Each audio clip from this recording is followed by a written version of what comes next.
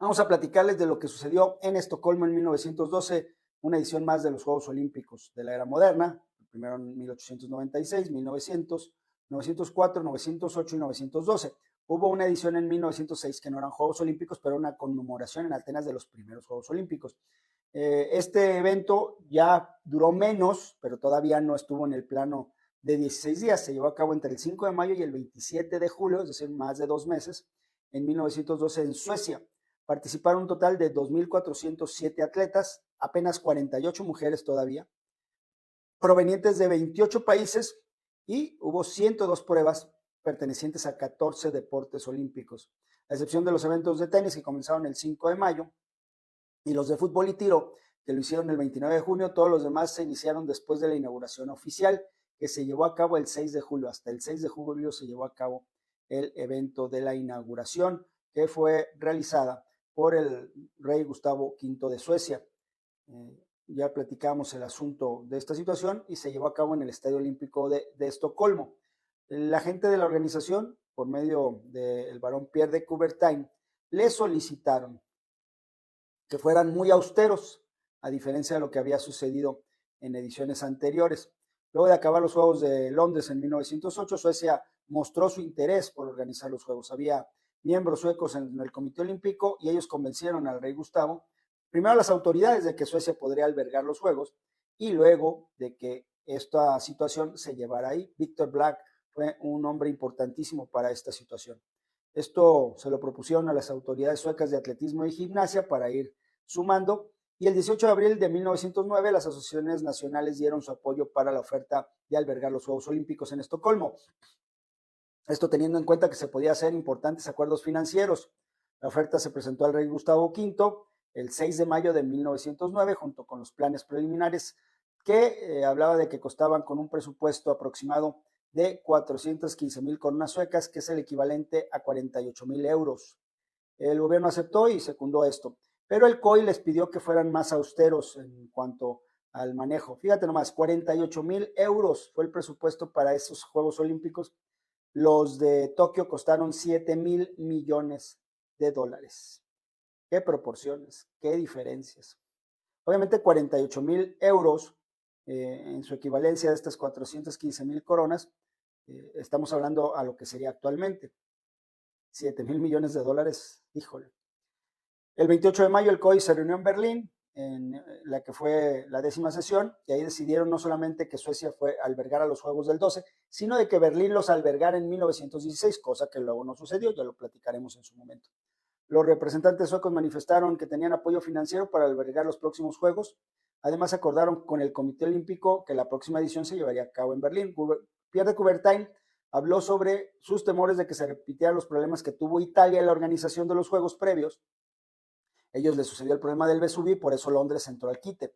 Por ello pidió a Suecia que intentase llevar a cabo la correcta disposición del evento. Los eventos que se llevaron a cabo, es más, Suecia no quería que se llevara a cabo la maratón olímpica. Los suecos querían dejarla por fuera. Y la maratón es un evento que data de los de la antigua Grecia. Entonces el Comité Olímpico Internacional se negó a quitar la maratón, aduciendo que era la prueba atlética más emblemática de los Juegos Olímpicos. Yo nunca sabía o no tenía conocimiento, hasta hace poco obviamente, de que la maratón estuviera en riesgo en algún Juego Olímpico de no desarrollarse. Desde las pruebas que han estado todo el tiempo en el programa olímpico, los 100 metros planos y diferentes pruebas, algunas de ellas sobreviven desde el inicio. El maratón era una de ellas, pero no tenía el conocimiento de que en Suecia no querían la maratón, pero el comité dijo, maratón hay sí o sí.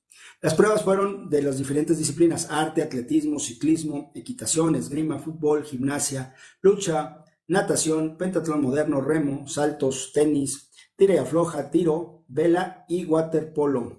Los países que participaron en esta justa fueron de 28 federaciones nacionales afiliadas al Comité Olímpico Internacional, a excepción de Arnold Jackson, que participó por su cuenta. Japón hizo su primera aparición, que suponía también la primera de un país asiático en Juegos Olímpicos. Esto sucedió en Estocolmo en 1912. También fue la primera participación de Egipto, Islandia, Portugal y Serbia. Chile lo hizo como país, aunque ya algún participante chileno estuvo en los Juegos Olímpicos de Atenas 1896. Finalmente, los participantes en total fueron Alemania, Dinamarca, el Imperio Otomano, Portugal, Reino Unido, Islandia, Egipto, Australasia, Austria, Estados Unidos, Italia, Japón, Rusia, además de Serbia, Luxemburgo, Finlandia, Bélgica, Bohemia, Francia, Noruega, Sudáfrica, Suecia, Países Bajos, obviamente los griegos, Canadá, Chile, Hungría y Suiza. Obviamente el desarrollo fue de varios meses. La ceremonia de apertura se llevó a cabo el 6 de julio de 1912. La familia real sueca abandonó el Palacio de Estocolmo a las 10:40 y recibió a los miembros del COI en el estadio. Los atletas participantes que se habían reunido en el estadio próximo de Östermalm comenzaron a entrar en el estadio agrupados por naciones ordenadas, a su vez por el orden alfabético según el idioma sueco. El conjunto local fue el último, pero Grecia no inició el desfile como ya es una tradición que suceda. Tras el desfile fue interpretado el himno nacional de Suecia y bueno, hubo un discurso inaugural del rey Gustavo V. Las pruebas obviamente más importantes en el atletismo, apareció la gran figura de esos juegos, hubo fútbol, final del torneo que enfrentó a Reino Unido y Dinamarca.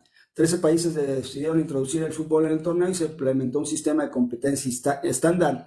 Solo se permitió participar a selecciones afiliadas a la FIFA. El sorteo de los cruces se llevó a cabo el 18 de junio de 1911 y el sorteo comenzó el 29 de julio del 12.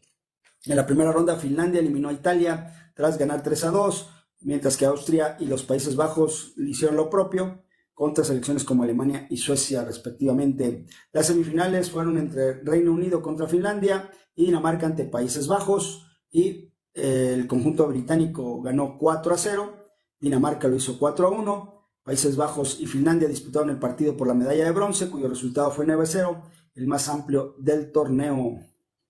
Ese mismo día se disputó la final en la que se decidió el ganador de la medalla de oro. El Estadio Olímpico fue sede que atrajo precisamente a los espectadores y el equipo de Reino Unido ganó 4-2. Hubo actividad en gimnasia, en lucha, en natación, como les decíamos, y hubo una gran figura que se llamó Jim Thorpe, un atleta norteamericano que ya había competido en deportes como el béisbol de las grandes ligas y el fútbol americano, y que en las primeras ocasiones, esta fue la primera vez que el decatlón y el pentatlón fueron pruebas olímpicas, Thorpe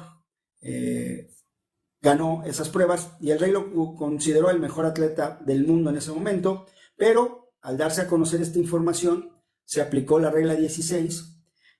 Thorpe, entre los jugadores se descubrió que cobraba un sueldo de $70 al mes. Eso era lo que ganaba Jim Thorpe por jugar en el deporte profesional de Estados Unidos. Bajo la acusación de profesionalismo fue sancionado, despojándole de sus títulos, y se entregaron sus medallas a atletas que habían quedado en segunda posición. Esto le causó una gran amargura a Thorpe el resto de su vida, y hasta 1984 sus familiares recibieron las preseas a posteriori. El atleta nunca superó su pérdida hasta la muerte en 1952. Siempre reclamó el reconocimiento de títulos olímpicos logrados por él con legitimidad. Eso fue lo que él estableció. Pero hasta el 84 se lo entregó. Los nietos y herederos lo recibieron de Juan Antonio Samaranch, el hombre que revolucionó en una segunda fase de los Juegos Olímpicos. Ya lo platicaremos en su momento. Consiguió la medalla de oro en las pruebas de decatlón y pentatlón Jim Thorpe, pero se las quitaron.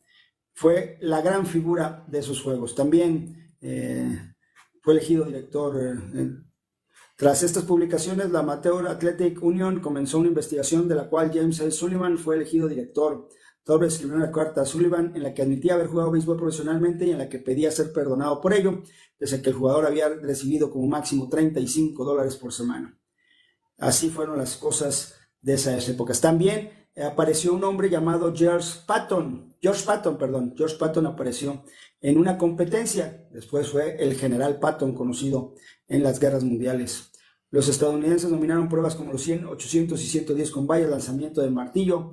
El gran ganador de medallas en total fue Suecia, pero Estados Unidos ganó más oros, 25 en total, 25 de oro, 65 en total para Suecia. La Gran Bretaña fue el tercero con 10 de oro, 15 de plata, 16 de bronce, 41 en total.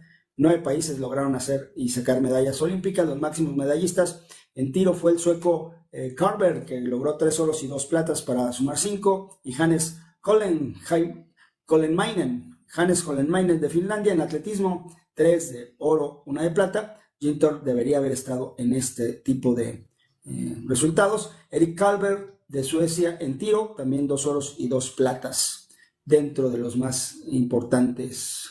Además de las medallas, se acordó que se entregaría un diploma olímpico a aquellos deportistas que consiguieran una medalla de oro.